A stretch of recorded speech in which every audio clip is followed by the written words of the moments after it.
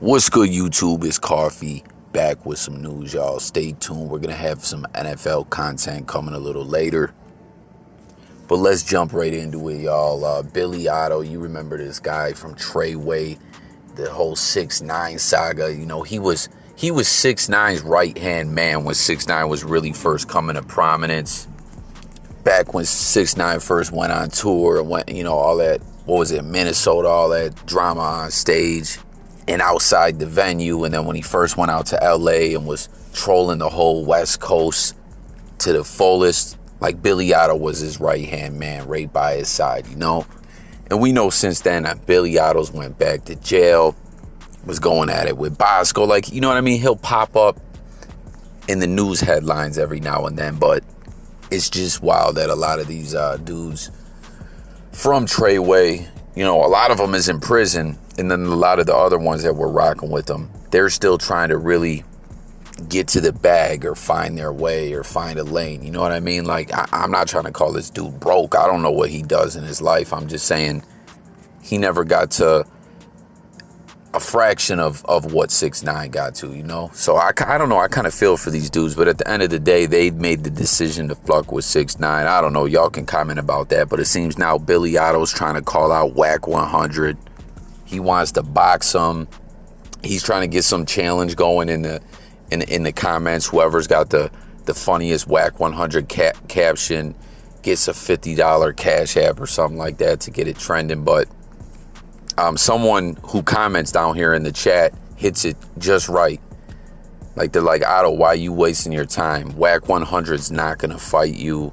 He just, picks and chooses situations to troll, and then he picks and chooses who he wants to call out to fight or whatnot. Like, you're wasting your time at the end of the day.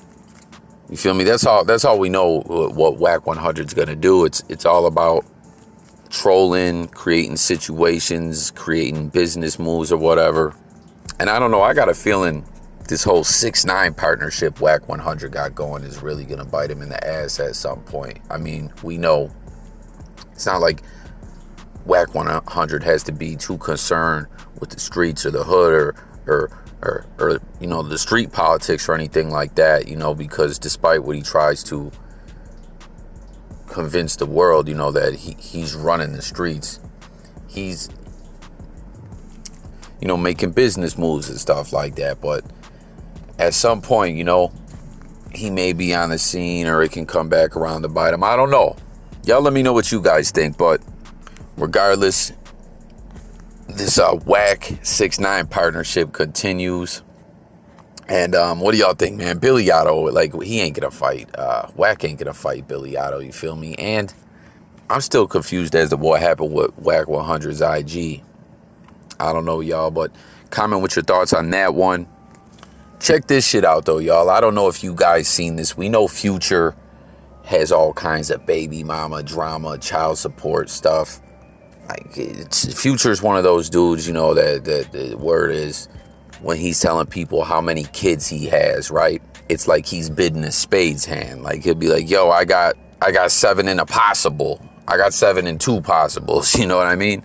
And Future steady getting into it with his baby's moms, and it always leaks out to social media just like it has this time. Who knows if this is true, though, but allegedly Future's baby's mom said Future was texting this to the kid that, tell my Dukes to get you some clothes, and she's a hoe.